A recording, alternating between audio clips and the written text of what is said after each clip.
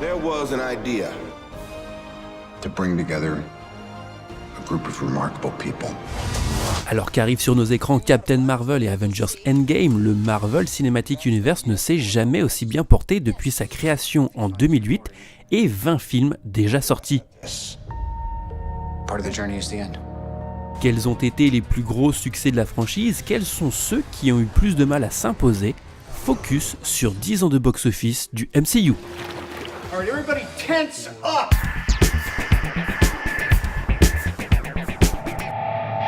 Tout d'abord, petite fierté pour ce studio, racheté par Disney un an après sa création, il n'y a pas de réel bid à constater. Ceux qui ont le moins bien marché sont souvent ceux qui ont lancé l'aventure il y a presque 10 ans. Logique donc de retrouver l'incroyable Hulk de Louis Leterrier en dernière place du classement avec 263 millions de dollars de recettes mondiales.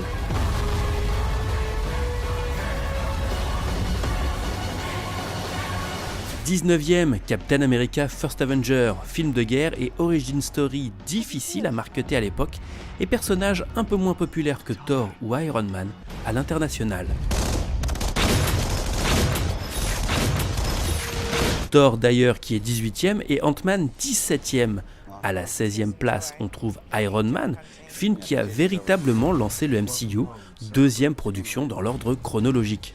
S'il n'est que 16e au box-office mondial, ce n'est certainement pas la faute du marché américain qui lui a réservé un superbe accueil, le plaçant 10e de son top national. Non, c'est plutôt à l'international que le film a légèrement souffert de son image guerrière et américaine, à une époque où le marché chinois notamment n'était pas aussi ouvert aux productions étrangères. La suite d'Ant-Man a légèrement mieux fonctionné que le premier, une centaine de millions de dollars de différence, mais reste la franchise la plus faible.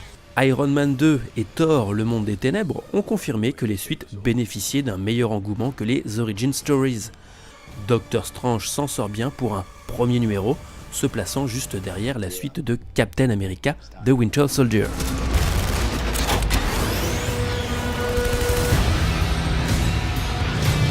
Et on passe déjà dans la première moitié de classement avec les Gardiens de la Galaxie en 2014. Oh, yeah. What were you the god of again? Puis Thor Ragnarok. Et Gardiens de la Galaxie 2 à plus de 800 millions de dollars. Preuve que la formule action et humour a été très efficace dans le MCU, même avec des personnages avec un enjeu loin de notre planète. Spider-Man Homecoming est en 7e position en coproduction avec Sony Pictures. À titre de comparaison, il a mieux marché à l'international que les films de Sam Raimi à l'exception du 3e volet, mais il est le moins performant des 4 sur le marché américain. Captain America Civil War, avec son All-Star Game de super-héros, a dépassé le milliard de dollars de recettes mondiales, devancé de peu par le dernier épisode de la trilogie Iron Man, premier film chronologique à avoir été pensé pour le marché chinois et sa grosse capacité, avec des scènes tournées en Asie.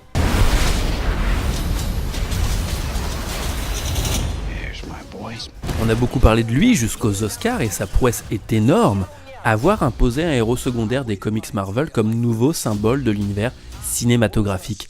Mais Black Panther n'arrive que 4e dans les recettes mondiales.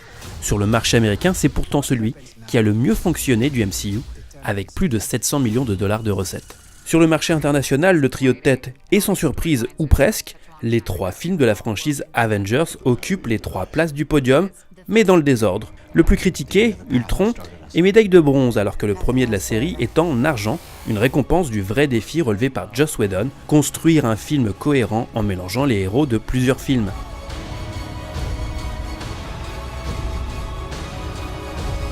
Infinity War a dépassé les 2 milliards de dollars de recettes, seulement devancé par 3 autres films dans l'histoire, Avatar, Titanic et Star Wars 7. Alors, avant même de découvrir les chiffres des films 2018 et de tous ceux qui suivront dans la phase suivante du MCU, et encore tenu secret, pas de doute, on peut déclarer que le pari Marvel est largement gagné en s'imposant comme la référence des grands studios actuellement, au point d'être copié par ses concurrents de DC Comics et même d'autres studios. La vraie question est, Endgame fera-t-il mieux que ses prédécesseurs? À suivre dans un prochain Focus.